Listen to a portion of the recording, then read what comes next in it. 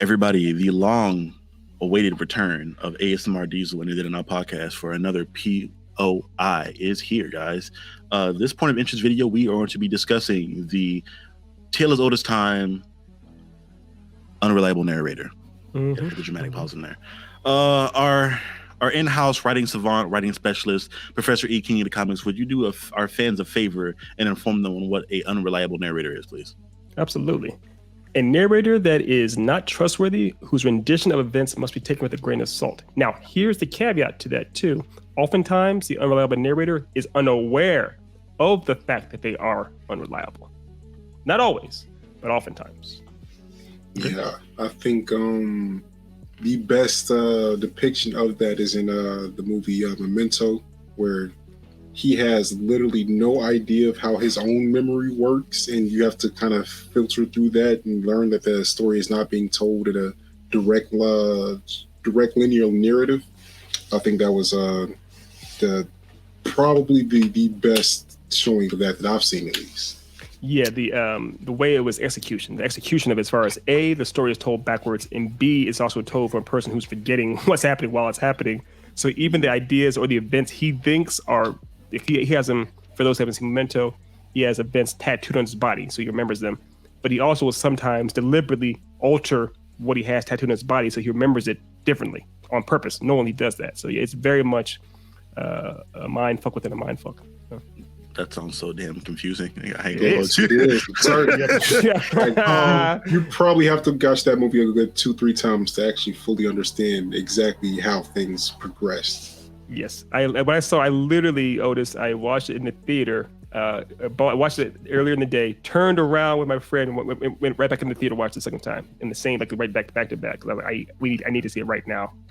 Yeah, I think my less confusing example would be the narrator from the show Jane the Virgin.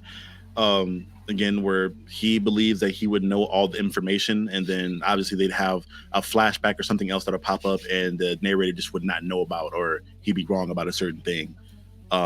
Yeah, that's a fun example too. If the narrator themselves is missing information, or is not the usually we think of narrators as being somewhat omnipresent or omni-aware, right, or omniscient in a sense.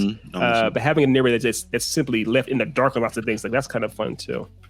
Another example of that is like from the old school, from The Great Gatsby, where Nick Carraway, what have you, that he believes he knows everything that's happening, but he's completely wrong about lots of stuff, essentially. But yeah, stuff like that, I think that's what made that, at least that show for me. I think the narrator made a lot of that show. The thing personally that I enjoy about a unreliable narrator, I think it adds a little bit more charm to the movie and adds some personality to it. Because as we're like, again, because it feels like a third party a second party watching the film along with us, obviously, especially if they're like in a situation like with Jane the Virgin where they just don't know all the information. They're giving you what you don't know, but when you're all caught up on a certain situation and they're just as surprised as you are at a situation going on, to me, I enjoy that and seeing that character added to the movie or show, whatever it may be. Yeah, I mean, I can't really speak on Jane the Virgin because that's one of the list of shows that I will never watch ever. You hate it with a passion. But like being able to have essentially a companion that you are viewing the show with and that is asking you questions, I think definitely does add a different dynamic to it. It also takes away from the predictability of it because like you may be getting false information as to how the story progresses. And having to decipher what is reliable versus what not adds a different layer of immersion to the content, in my opinion. But it can go badly too if it's overly done. Yeah, I think there is definitely a lot of nuance to how to handle it carefully. Yeah, but I do enjoy it when it's done well. Yeah, that being said, do you guys have an example of a bad usage of an unreliable narrator? I had one. I'm trying to think of it again off the top of my head, top of my brain. If it's over, like Otis is saying, if it's overdone, where it's getting more and more contrived, where pretty much everything we're seeing is just like, this is unbelievable. Now we can't. I need some point of reference, something to be consistent enough for me to to even value the story I'm watching. Otherwise, it seems like nonsense on top of nonsense. I'm trying to think of a specific example off the top of my brain to do that. Here's one kind of. It's not. It's a bad example. I was going to say Tenet. But the thing is, it's not really the. Have y'all seen Tenet? I have not. Unfortunately, I have. Okay, so I'm not the biggest fan of that film. I'm not knocking it. It's Chris Nolan doing his thing. But the thing about it is that I am knocking it. we're seeing this story from the point of view of a character literally named the protagonist, and because he's so in the dark on everything, and he's our avatar into the story, he's kind of guiding us through it.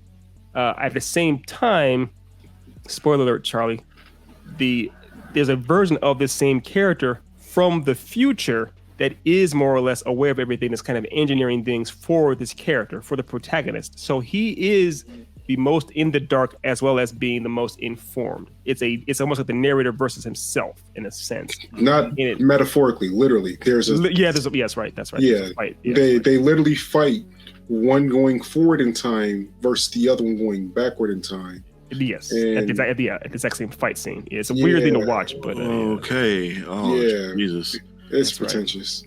It's a lot to deal with, but I can't think of a more clear, a better example than that. But that's an example of where I appreciate ambition. I love ambition, but it can be a bit much sometimes. Yeah. For me, again, significantly less complicated. I don't know if it's a CW show, but another show that I watched younger that I really enjoyed that I think kind of did it a little too much was something called My Name is Earl. I don't know if you guys at all. Jason Lee. Yeah. Lord, I hate that show. I love that show, bro. I love that show, but I think there's a lot of instances where, like in the same episode where he's doing the narrator thing, flashing back, giving his history on the character, where like they'll do the flashback, like they'll do the narrating thing like 3 different times. And I'm just like, bro, we didn't need you this much in this episode. Like, the one flashback was enough, and we can just have the rest of the episode go along. Or sometimes they do it well where they just have the flashback and wouldn't have him narrating. They just show what happened, and you get proper context there for whatever it was. That's also a film when they do that, where they'll show a flashback at one time in a movie or a show, have you. Basically from one character. I mean, we all know Rashomon, or Deb, do you know Rashomon? That's an older reference. I know the character named Rashomon from was it Bungo? I believe I think he was named after the film. That character was named after it, actually. Always correct me, but when did the Digimon too? Or am I tripping? Rashomon? Possibly. And like Data Squad? I could be wrong. I don't know. My bad. Go ahead. I'm off track. Do you know the movie Rashomon? Mm-hmm. I figured you did. So long story short, Dev, Kira Kurosawa made a movie called Rashomon back in the day, and Rashomon is about it's 4 people that are basically on trial, going to be executed if they're trying to figure out what happened, how this crime took place, and they're asking all 4 people their perspective on an event that happened, and they all tell the story, but they tell it from a slightly different point of view, with their own. We see these flashbacks of this story, but they're told slightly differently based off of who's telling it. So, for example, if there's a criminal that was assaulting somebody in this flashback, he's telling it from the point of view as far as he's the victim. He's the one that kind of was given an unfair hand at life, and of course everything that's happening to him is unfair. However, we see from the other point of view, we see that same criminal is being just a straight up asshole, that's being a monster to everybody else. Yeah, and I just thought of a bad case of an unreliable narrator, and we just reviewed it recently, Swarm. Right. Yeah, you get to the point where you actually don't know what is happening by the end of that. Like, getting to her to the Niger concert and seeing that it's Chloe's face and her walking her out to the car. Like, we obviously know that didn't happen, but like, do we though? I mean, clearly it's not Chloe. this one here. Oh man.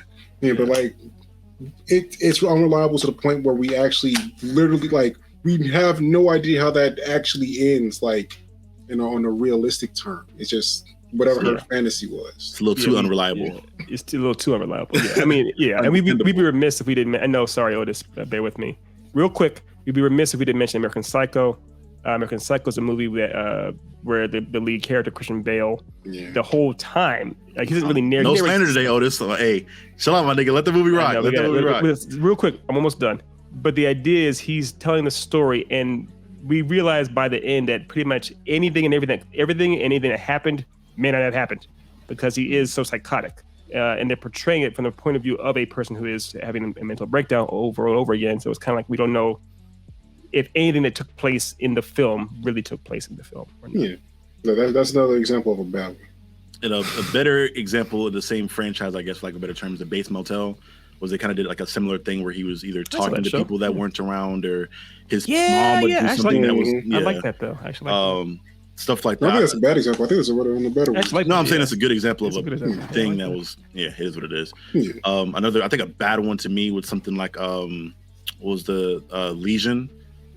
To me, that was too hard to watch. It was like it's so unreliable to the point to where I genuinely don't know what's going on. Right. It's like the last episode where they literally have to explain what happened for the entire show until that last episode. Yeah. And I wanted to like that show, but I didn't. Yeah. Yeah. I was. But so remind me. So Aubrey Plaza is the Shadow King. Is that what it was? Yes. I know in the comics that's what it is. I assume that's what it was there too. Yeah. And I think it's all good to have moments of where you're not sure, or even the narrator not being sure what happened. But again, where it's a whole situation of like even the audience can't follow along.